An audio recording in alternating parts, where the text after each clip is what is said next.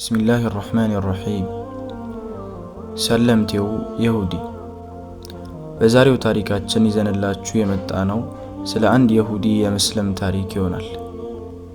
በአንድ ወቅት ላይ አንድ የልብስ ነጋዴ ከአጋዡ ማህሙድ ጋር የልብስ መሸጫ መደብር ውስጥ ይሰሩ ነበር። በአንድ ዕለትም ነጋዴው ወደ አንድ ስፍራ ጉዞ ሊወጣ አስቦ ማህሙድን ይጠራውና ያናግረዋል። ወደ አንድ ስፍራ ጉዞ ለወጣ ስለሆነ ሱቁን ጠብቅ፣ ዱቤ ያለባቸውና ዱቤ የሰጡንን ሰዎች ስም በዚህ ደብተር አስቀምጬልሃለሁ። ያበደሩን ሰዎች ከመጡ ቶሎ ስጣቸው፣ ዱቤ ያለባቸው ደግሞ ብዙ አትጫናቸው እና አንዳንድ ልብሶች ስፌታቸው ላይ ችግር አለባቸው። አደራህን እንደማንኛውም ልብስ ዋጋ እንዳትሸጣቸው፣ ለፈላጊዎቹ ነግረህ ዋጋቸውን መቀነስ ይኖርብሃል ይለውና ልብሶቹን አሳይቶት አስጠንቅቆ ነግሮት ይሄዳል። ነጋዴው የሄደበት ስፍራ አንድ ባለሀብት ነጋዴ ዘንድ ከጊዜያት በፊት ለንግድ የሚሸጡ ልብሶችን ሊሸጥለት ቀጠሮ ተያይዞ ነበር።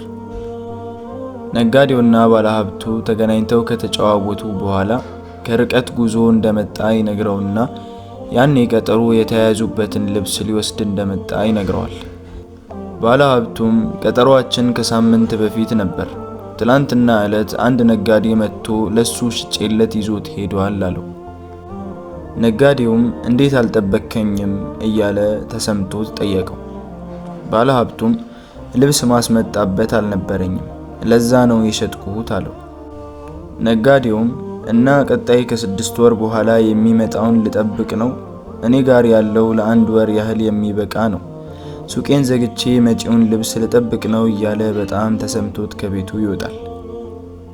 ማህሙድም ሱቁን እየጠበቀ ሳለ አንድ በዕድሜ ገፋ ያለ ሰው ይመጣና ደጃፍ ላይ ካሉ ልብሶች አንስቶ ይህ ልብስ ዋጋው ስንት ነው ይለዋል።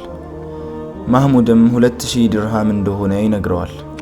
ገዢውም ዋጋው በጣም እንደተወደደበት ይገልጽለታል። ማህሙድም ምን ሆነህ ነው? እንደውም ያንሰዋል፣ እንዴት እንደተሰፋ አትመለከትም? በጣም የአሰራር ውበት ያለው ልብስ ነው ይለዋል። ገዢውም በ1000 ዲርሃም እገዛሃለሁ፣ እኔ ደግሞ እንግዳህ ነኝ፣ ቅፍለቱ አሁን ዝግጅቱን ጨርሷል፣ ጥሉኝ ወደ የመን ሊሄድ ነው ይለዋል።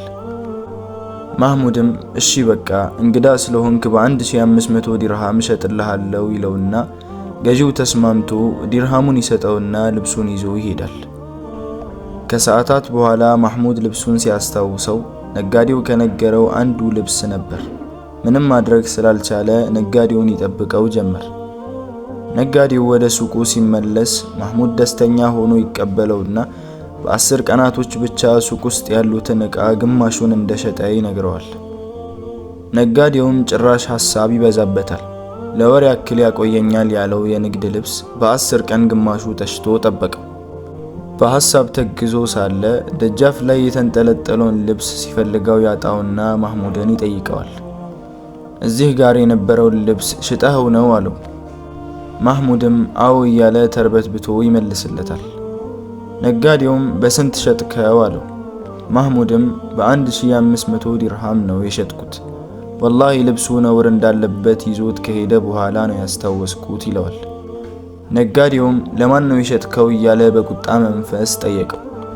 ማህሙድም ለአንድ ይሁዲ ነው የሸጥኩት፣ ከመዲና ሰዎች አይደለም ይለዋል። ነጋዴውም ስፍራውን ንገረኝ አለው። ማህሙድም ስፍራውን አላውቀውም፣ ትላንትና ልብሱን ገዝቶ ቅፍለቱ ላይ ለመድረስ ተቻክሎ ነው የሄደ። ነጋዴውም ቅፍለቱ ወዴት ነው የሚጓዘው ሲል ጠየቀው።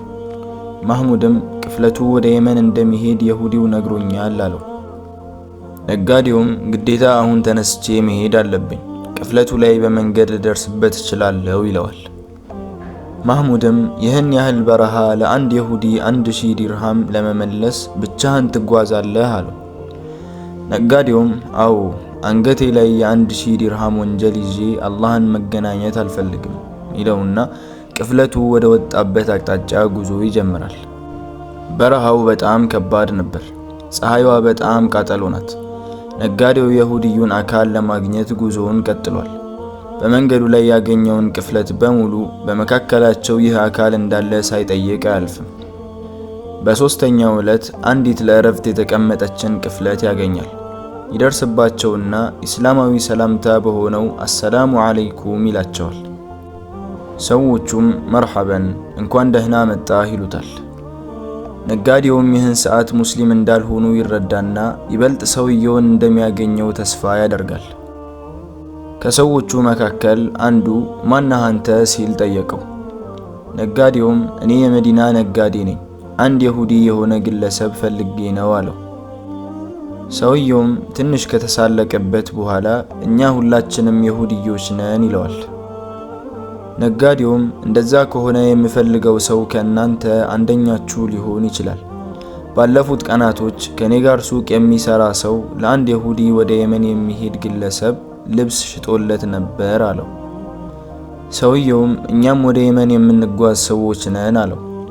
ነጋዴውም ተደስቶ አላህን ካመሰገነ በኋላ ባልደረባዬ የሸጠለት ልብስ ነውር ስላለበት የገዛበትን ገንዘብ ግማሹን ልመልስለት ነው ይለዋል።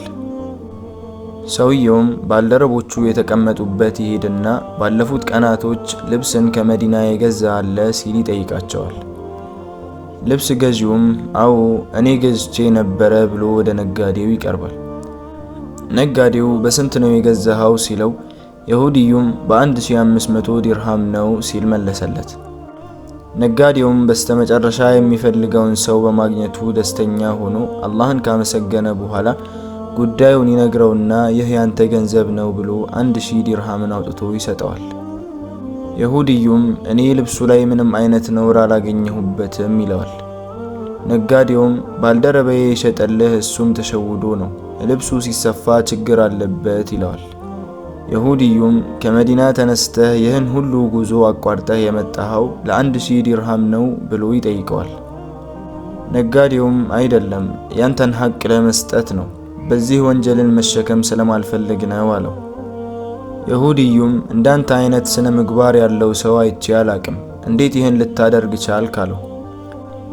ነጋዴውም እምነቴ እስልምና ነው፣ ጌታችን አላህ እንዲህ ብሏል፣ ወዮላቸው ለነዛ አጭበርባሪዎች፣ ለራሳቸው በሚመዝኑና በሚሰፍሩ ጊዜ ሙልት ያስደርጋሉ፣ ለሰው በሚመዝኑና በሚሰፍሩ ጊዜ ያጎድላሉ።